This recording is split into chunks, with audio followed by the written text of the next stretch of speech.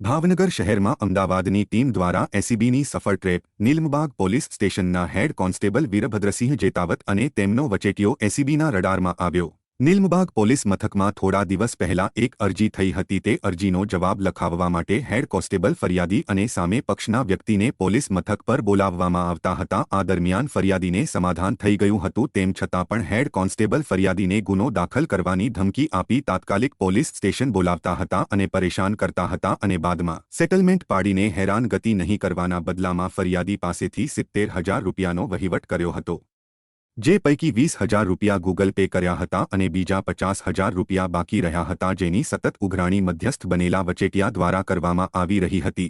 બાદમાં જાગૃત નાગરિક દ્વારા અમદાવાદ એસીબીનો સંપર્ક કરવામાં આવ્યો હતો અને એસીબી દ્વારા છટકું ગોઠવીને વચેટિયાને લાંચ લેતા રંગે હાથ પકડી લીધા છે। જો કે આરોપી હેડ કોન્સ્ટેબલ વીરભદ્રસિંહ જેતાવત એસીબીની પકડથી દૂર છે એવું પણ સામે આવ્યું છે કે મધ્યસ્થી બનેલો વચેટિયો પૈસાની ઉઘરાણી કરી રહ્યો હતો।